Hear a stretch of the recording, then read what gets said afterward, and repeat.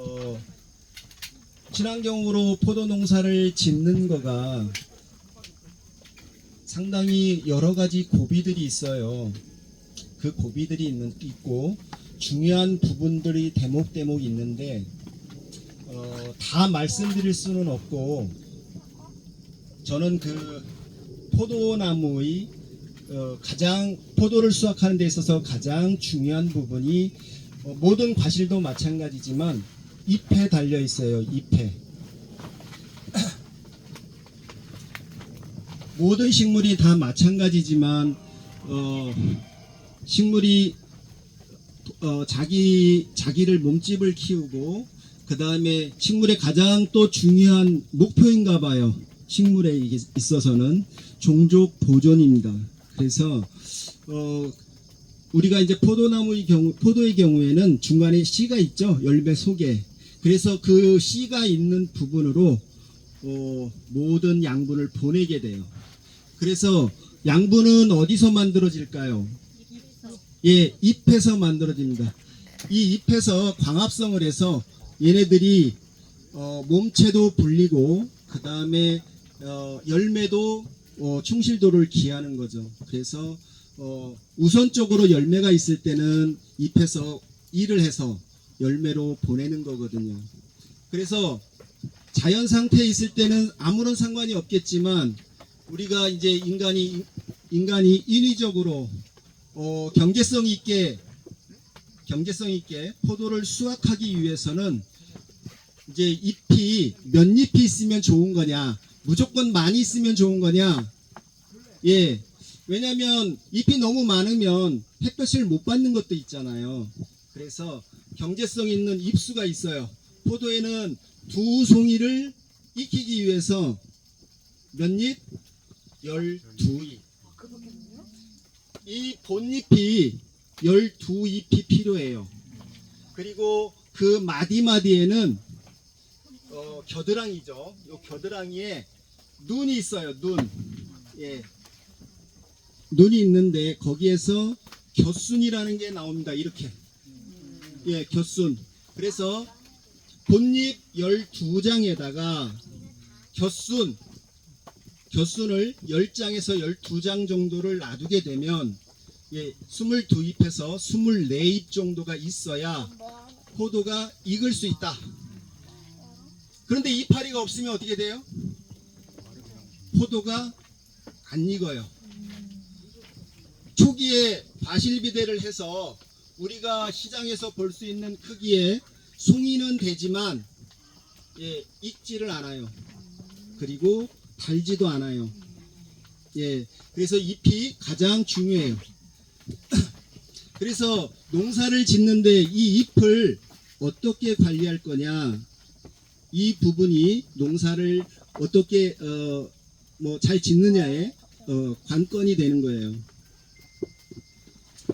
자, 그러면 친환경으로 포도농사를 짓기 위해서는 농약을 칠 수가 없어요. 화학비료도 칠 수가 없어요. 그래서 저희 밭에는 일정한 양분이 있겠죠. 화학비료를 칠 수가 없으니까 양분을 화학비료처럼 급하게 나무에 공급할 수가 없는 거예요. 일정하게 1년 내내 그 정도의 양분이 유지가 되고 있어요. 그러니까 얘네들이 자라면서 양분이 필요할 때 화학비료를 줘서 충당을 시켜주고, 부족할 때는 좀 놔둬도 되는데 저희는 필요할 때도 그대로, 필요하지 않을 때도 그대로예요. 그래서 유기농업을 하기 위해서는 양분을 해결하기 위해서 이렇게 풀도 기르고, 그 다음 미생물이라든가 유기물들을 많이 투여를 해서 토양을 가꾸어 나가야 돼요. 저는 여기에다가 상당히 많은 숯도 넣고요. 그 다음에 안정적으로 양분이 일정 비율로 갖고 있는 데가 있어요. 그게 뭘까요? 여기는 바닷가인데요. 바닷물이에요. 예.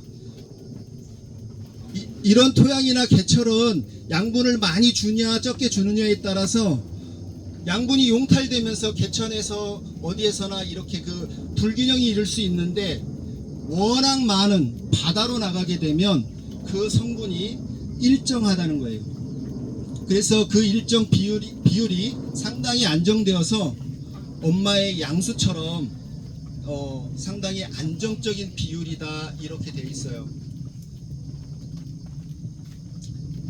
예, 그래서 약간 제가 빗나갔는데 제가 이제 잎에 대해서 그 중요성을 말씀을 드렸는데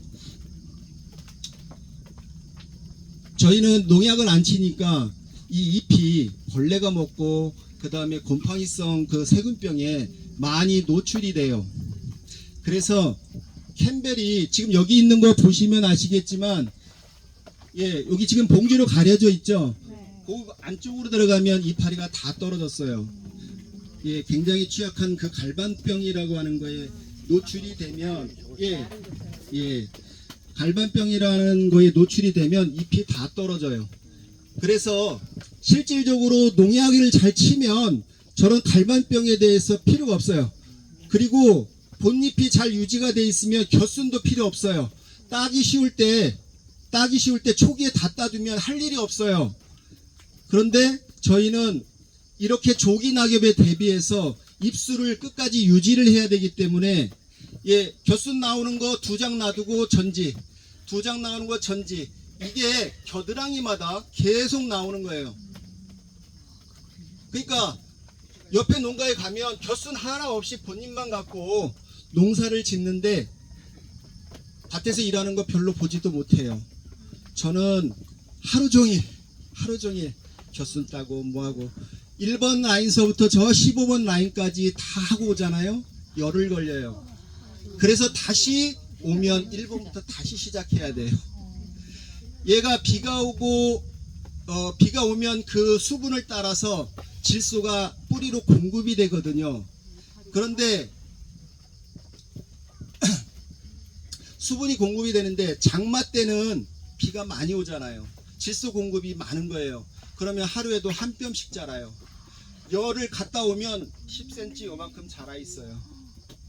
그래서 다른 부분들도 있지만 저는 겨순 관리가 너무 지긋지긋해요.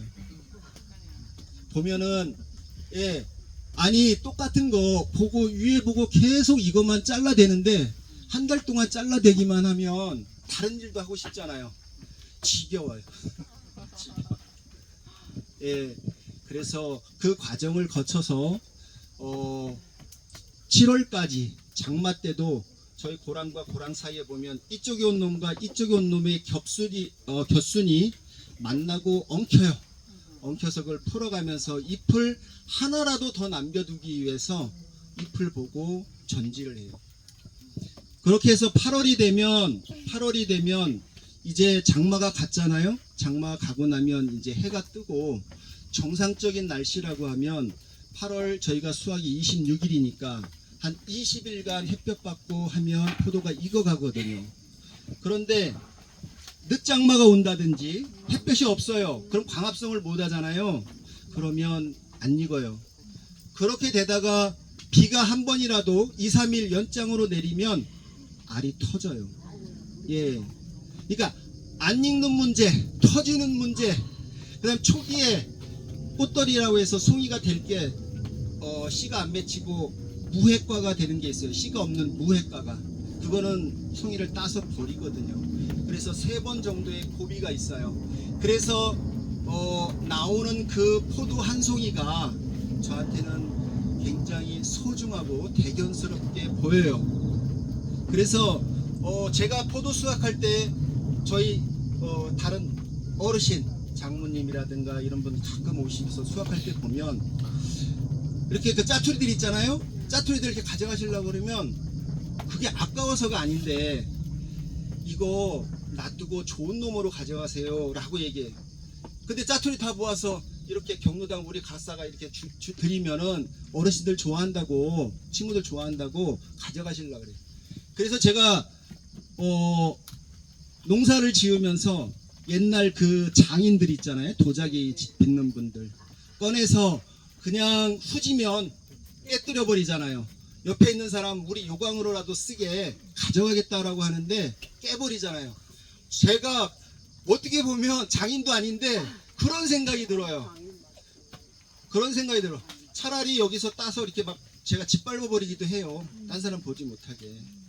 예, 그렇게 해서 귀한 포도가 여러분 그 소비자들에게 가고 있어요. 다른 부분도 많지만 예, 요 한 단면만을 제가 말씀을 드린 거예요. 그래서 친환경 농산물이 도대체 왜 이렇게 비싼 거야 라고 생각하는 분들도 계시고 못난이라고 생각하는 분들도 계실 텐데 일반 관행에 비해서 상당히 많은 손길과 수확 감소분이 있다라는 것을 여러분이 이해해 주셨으면 고맙겠습니다. 감사합니다.